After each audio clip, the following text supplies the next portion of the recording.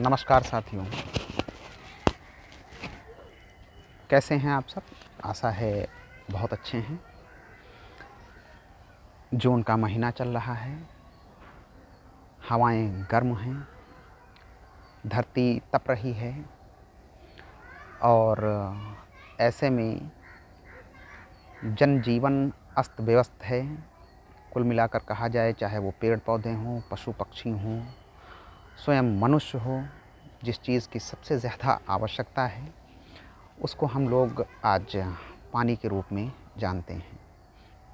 5 जून बीता, विश्व पर्यावरण दिवस मनाया गया और उस विश्व पर्यावरण दिवस में हम लोगों ने संकल्प लिया कि हम अपने पर्यावरण की सुरक्षा करेंगे। पर्यावरण में हमारे चारों तरफ जो आसपास, चाहे वो जड़ चीज़ें हों या चेतन हों, कहने का मतलब चाहे वो जीव जंतु हों, वनस्पतियाँ हों, पेड़ हों, पहाड़ हों, मैदान हों, पठार हों, हवा हो, पानी हो, इन सारी चीज़ों को सम्मिलित करके एक शब्द दिया जाता है पर्यावरण। इस पर्यावरण में आज के समय में जिस चीज़ में संकट की अधिक गुंजाइश है उसको हम लोग कहते हैं पानी। जैसा कि आपको पता है, जल ही जीवन का आधार है, लेकिन सोचिए क्या होगा जब धरती से जल ही ख़त्म हो जाएगा। आंकड़ों की माने तो समस्त विश्व आज इस जल संकट की स्थिति से गुजर रहा है और कुछ एक देशों की अगर हम बात करें तो अफ्रीका महाद्वीप का एक देश है दक्षिणी अफ्रीका, उसका एक शहर है जिसका नाम है केप टाउन, जो कि जल संकट के गंभीर से गंभीर रूप से गुजर रहा है और वहाँ की सरकार ने औपचारिक रूप से घोषणा कर दी है कि उनके पास उनके नागरिकों के लिए पानी नहीं बचा है। अगर हम बात करें भारत की, तो भारत के भी कई शहर ऐसे हैं जो केप टाउन की राह पर चल चुके हैं। हाल ही के खबरों में आपने बेंगलुरु जल संकट को पढ़ा है, चेन्नई भी उसी की दहाने पर खड़ा हुआ है, चंडीगढ़, हरियाणा, पंजाब, इन सारे राज्यों की अगर हम बात करें तो जल एक व्यापक समस्या है और वहाँ की सरकारें लगातार इस बात के लिए प्रयासरत हैं कैसे अपने नागरिकों को पानी उपलब्ध कराया जाए। अगर हम आंकड़ों की बात करें तो एक अनुमान के मुताबिक 2030 तक जितनी पानी की मांग होगी उसका आधा पानी ही उपलब्ध हो पाएगा। ये भारत की बात कर रहे हैं। आपको जानकर हैरानी होगी कि दुनिया में 0.5% ही पानी पीने के लिए उपलब्ध है। 0.5% बहुत छोटा आंकड़ा होता है। क्योंकि अब हम भारत के निवासी हैं, ख़ासकर उत्तर भारत के निवासी हैं, तो यहाँ पर जल के भंडार अभी काफ़ी मजबूत स्थिति में हैं। तो आज हम ऐसे संकटों को नज़रअंदाज करते हैं, लेकिन याद रखिए कि हम दुनिया से सीखें और जानें कि उनके यहाँ भी कभी ऐसी ही स्थिति थी, लेकिन उनकी स्थिति इतनी ख़राब क्यों हुई, उनसे आज हमें पर्याप्त सबक सीखने चाहिए। जैसा कि आप लोग जानते हैं कि जब हम दुनिया के अन्य समस्याओं के बारे में चर्चा करते हैं तो हमारे देश में उस स्थिति पर क्या स्थित है उस पर चर्चा करना आवश्यक है। क्योंकि अगर हम दुनिया से ना सीखें तो कल को जब ये समस्या हमारे पास आएगी, क्योंकि आंकड़े बहुत अच्छे संकेत नहीं कर रहे हैं। जैसा कि हम भारत के बारे में कुछ तथ्यों से बात कर लेते हैं ताकि समस्या और भी स्पष्ट हो जाए। भारत में भूजल संकट की वर्तमान स्थिति की बात करते हैं हम। आपको पता होगा विश्व की 18% आबादी के वहन के बावजूद भारत के पास विश्व के मीठे जल संसाधनों का केवल 4% ही मौजूद है। नीति आयोग की अगर जो माने, नीति आयोग द्वारा जून 2018 में प्रकाशित समग्र जल प्रबंधन सूचकांक यानी CWMI शीर्षक रिपोर्ट में उल्लेख किया गया है कि भारत अपने इतिहास में सबसे गंभीर जल संकट का सामना कर रहा है। इसके लगभग 600 मिलियन लोग चरम जल तनाव का सामना कर रहे हैं और सुरक्षित जल की अपर्याप्त पहुंच के कारण हर वर्ष लगभग 2 लाख लोगों का इस दुनिया से विदा हो जाना एक दुर्भाग्य कहा जाएगा। तो हमें दुनिया को सामने रखकर अपने देश की स्थिति का भी आकलन करना चाहिए, क्योंकि किसी ने कहा है कि जलते घर को देखने वालों, फूस का छप्पर आपका है, आपके पीछे तेज़ हवा है, आगे मुकद्दर आपका है।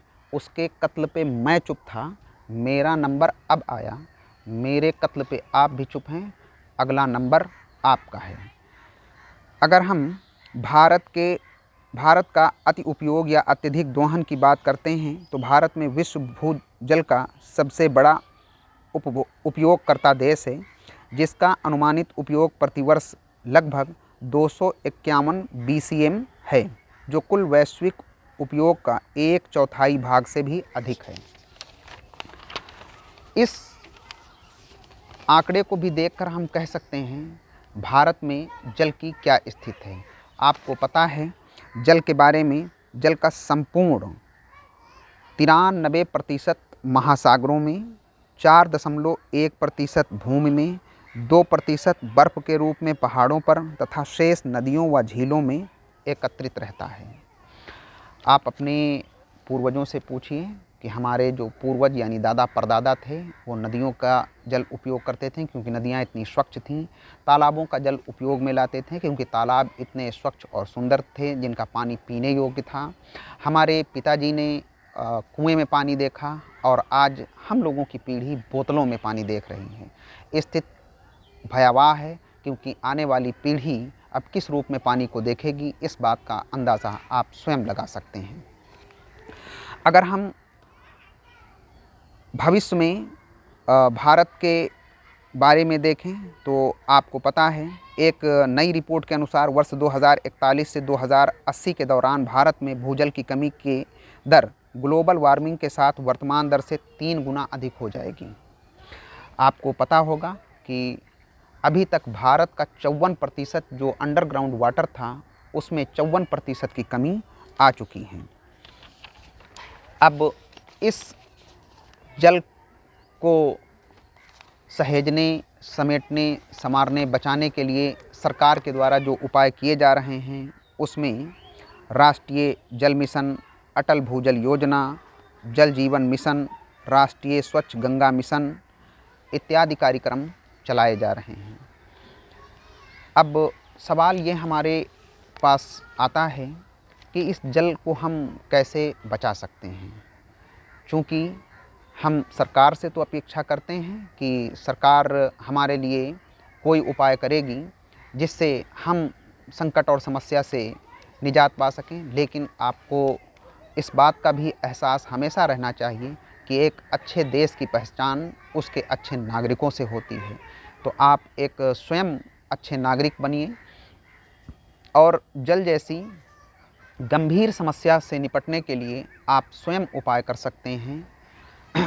खुलती हुई टोंटियाँ, बहता हुआ पानी और अनावश्यक रूप से फेंका जाने वाला पानी, अगर आप इन छोटी छोटी बातों पर ध्यान देंगे तो भविष्य में हम जल के स्रोतों को बचा सकते हैं और आने वाली पीढ़ियों को भी जल उपलब्ध करा सकते हैं।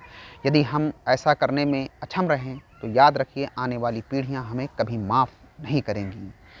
हम मनुष्य हैं तो मनुष्य होने का ये हमारा कर्तव्य है कि हम स्वयं के जीवन को भी समझें, आने वाले पीढ़ियों के बारे में भी सोचें और जल जैसी महत्वपूर्ण और आवश्यक चीज़ को हम आने वाली पीढ़ियों के लिए अवश्य बचा कर रखें। जैसा कि आप जानते हैं जल है तो जीवन है। इस सृष्टि में जल जीवन का आधार है। यदि जल समाप्त होता है तो याद रखिए जीवन भी समाप्त होगा। तो हम किसी के सहारे ना बैठें। ऐसा कोई नहीं आने वाला है जो हमारी समस्याओं को निपटा सकता है। इसके लिए हम स्वयं तैयार रहें कि आने वाली समस्या से हम कैसे निजात पा सकते हैं, क्योंकि ये बड़ी खूबसूरत लाइनें किसी ने कही हैं, न हम सफ़र न किसी हम नशी से निकलेगा, हमारे पाँव का कांटा हम ही से निकलेगा। तो हम छोटे छोटे उपाय करें, बड़े अपने छोटों को समझाएं कि जल मत फेंकें, ये कितना बहुमूल्य है, और जो पानी हम उपयोग में ला रहे हैं ये अंडरग्राउंड वाटर है, यानी भूमिगत जल है। और ये जल बहुत ही महत्वपूर्ण है, क्योंकि बहुत दुनिया के आधी आबादी को लगभग स्वच्छ जल नसीब नहीं है। आपको पता होगा भारत में बीमारियों का 75% जल से होने वाली बीमारियों का आंकड़ा बताता है कि जल से 75% बीमारियां होती हैं।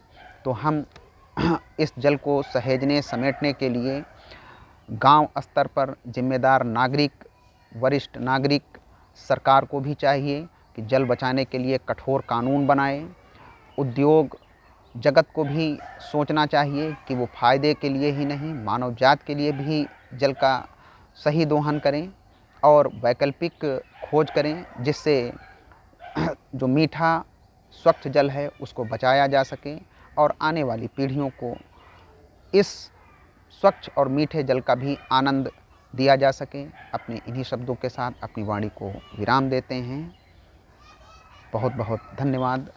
जय हिंद, जय भारत।